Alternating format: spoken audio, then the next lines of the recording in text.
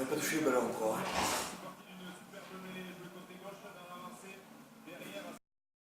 Salut tout le monde, c'est Karnakens et aujourd'hui on se retrouve pour cette nouvelle vidéo.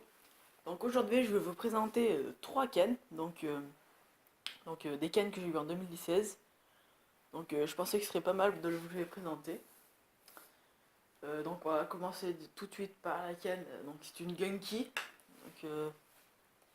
C'est une Gunky, c'est une Gunky URI, je vais vous la montrer tout de suite. Voilà, donc c'est une super belle canne, avec un petit manche en liège. Voilà, très belle canne. Donc là je l'ai montée en drop shot parce que elle est vraiment. Donc c'est une 310 grammes, elle fait 1m80. Pardon, une 10-20 grammes, pardon. Moi je la prends pour empêcher un drop shot, c'est une super canne. Elle a une super action. Donc franchement, c'est une canne que j'ai achetée au salon. Donc je vous mettrai le prix, normalement devrait s'afficher là. Donc on va passer à une autre canne. Ça pourrait être vraiment pas mal. Donc elle est assez souple, mais quand même assez dure pour rester polyvalente. Donc elle fait 1m80. Voilà. Avec un monté avec un petit Daiwa en 1000. Avec du fil, donc c'est du Teglon. Voilà, j'ai rien à dire dessus. Donc je la conseille beaucoup pour la pêche de la truite. C'est un bel petit ensemble. Donc maintenant on va prendre cette canne. Donc c'est une canne de chez Dame. Donc je pense pas, je ne savais pas beaucoup que Dame faisait des cannes. Voilà, donc c'est une Dame. Donc c'est une assez belle canne quand même. Moi, mon seul petit reproche que je préfère à cette canne, c'est qu'elle est un peu trop grande. Donc c'est une 15-20 grammes. Donc dessus j'ai monté un moulinet Shimano avec une tresse Daiwa. Donc ce que je pourrais reprocher, c'est qu'elle a beaucoup trop d'anneaux.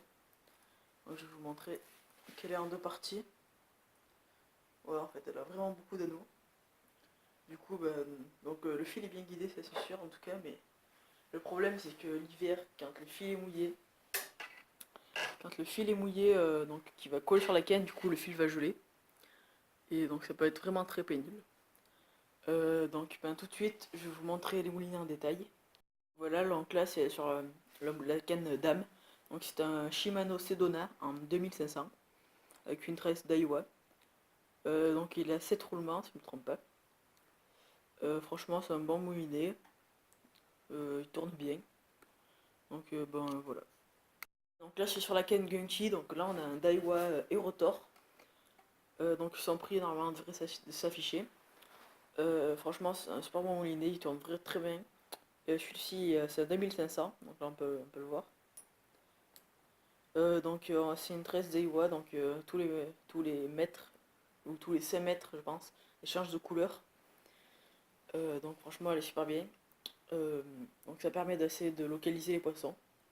Donc à voir combien de profondeur ils sont.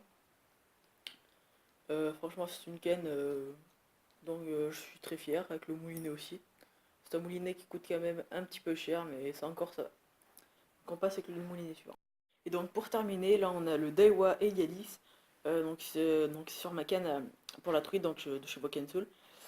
Franchement, c'est un super bon moulinet. Donc avec du fil Teclon. Donc le frein de combat est dessus.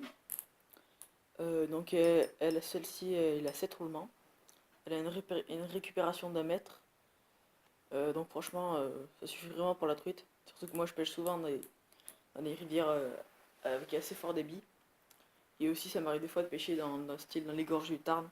Donc franchement ça va nickel pour pêcher la cuillère, au jerkbait, enfin au crankbait avec des leurres dures. Et aussi avec des leurres souples. Donc voilà, c'est déjà la fin de cette vidéo, j'espère qu'elle vous aura plu. Donc n'hésitez pas à mettre un like. Et je voulais aussi vous rappeler que maintenant j'allais faire une vidéo toutes les semaines. Parce que sinon après, pour avoir le temps de faire le montage, parce que bon, ça prend un peu de temps.